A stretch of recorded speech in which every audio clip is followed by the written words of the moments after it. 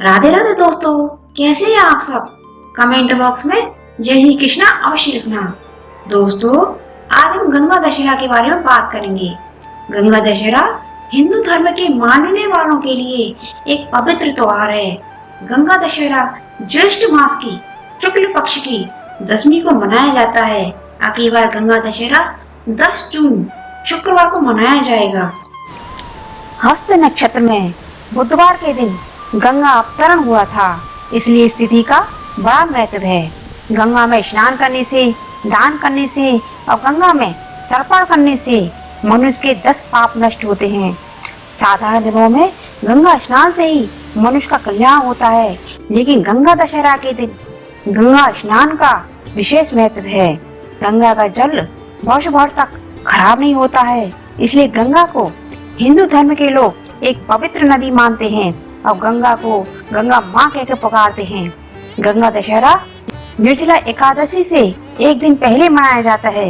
अगर कोई भी भक्त गंगा में स्नान नहीं कर सकता तो वह अपने स्नान के पानी में थोड़ा सा गंगा जल मिलाकर स्नान करे तो वह गंगा स्नान के समान माना जाएगा। इस दिन दान देने वाली वस्तुओं की संख्या 10 होनी चाहिए।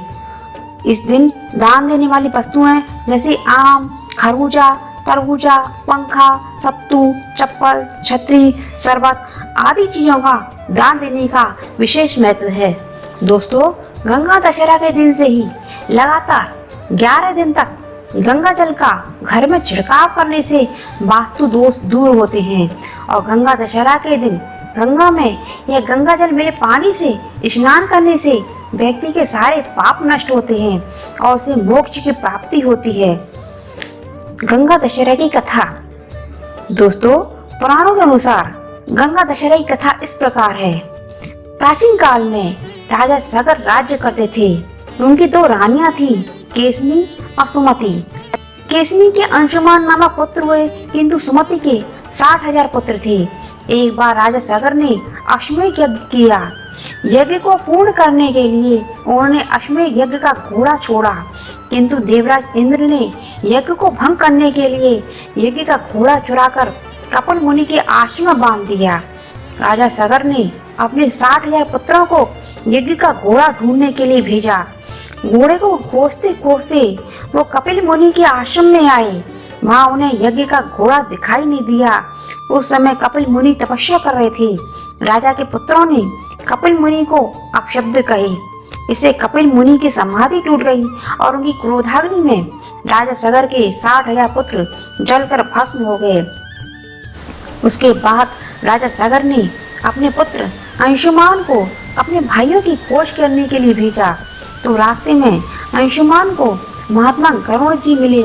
गरुड़ जी ने अंशुमान को उनके भाइयों के भस्म होने की सारी कथा सुनाई तथा गरुड़ जी ने यह भी कहा कि तुम्हारे भाइयों की मुक्ति के लिए गंगा जी को पृथ्वी पर लाना होगा। अंशुमान घोड़ा लेके यज्ञ मंडप पे आए और उन्हें अपने पिता को सारी कथा सुनाई। राजा सगर की मृत्यु के बाद अंशुमान ने गंगा जी को पृथ्वी पर लाने के लिए बहुत तपस्या की, लेकिन वो असफल रहे। उसके बाद उनके पुत्र राजा दिलीप ने भी गंगा जी को पृथ्वी पर लाने के लिए तपस्या की, वो भी अपनी तपस्या पर असफल रहे।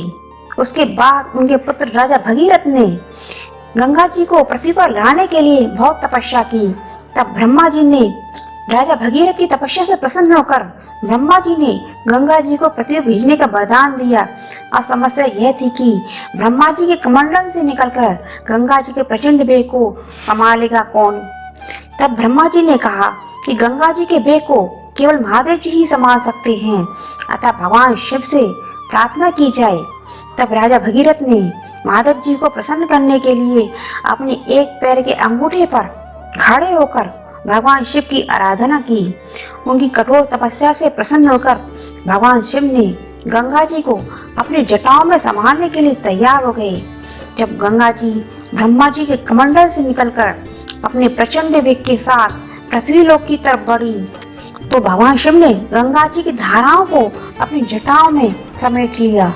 फिर कई वर्षों तक गंगा जी भगवान भोलेनाथ की जटाओं में रही। तब भगीरथ जी ने भगवान भोलेनाथ जी से प्रार्थना की। तब जाकर भगवान भोलेनाथ ने गंगा जी को अपनी जटाओं से मुक्त किया। जब गंगा जी महादेव जी की जटाओं से मुक्त होकर हिमालय के रास्ते से कलकल करती हुई मैदानी भागों में बहने लगी, तब वे कपिल मुनि के आश्रम में पहुंची और वहां राजा सगर के 60,000 पुत्रों के भस्म अवशेषों को अपने में समेटकर उन्हें मोक्ष प्रदान किया। उसी समय ब्रह्मा जी ने प्रकट होकर राजा भगीरथ की कठोर तपस्या से प्रसन्न होकर उन्हें यह वर दिया कि आज से गंगा जी का नाम तुम्हारे नाम की तरह एक नाम भगीरथ भी होगा। अब तुम अयोध्या का राज सिंहासन संभालो। ऐसा कहकर ब्रह्मा जी अंतर्ध्यान हो गए। तो फ्रेंड्स, आपको मेरी दी गई जानकारी कैसी लगी कमेंट करके बताना। ज्ञान की गंगा बहाते रहें, इसलिए इस वीडियो को ज़्यादा से ज़्यादा शेयर करना। चैनल पर नए आए हैं तो चैनल को सब्सक्राइब करना मत भूलना, साथ ही बेल आइकन को भी प्रेस जरूर करना, जिससे मेरी आगे आने वाली हर एक वीडियो की नोटिफिकेशन आपको सबसे पहले मिल सके। Thank you. जय श्री कृष्ण।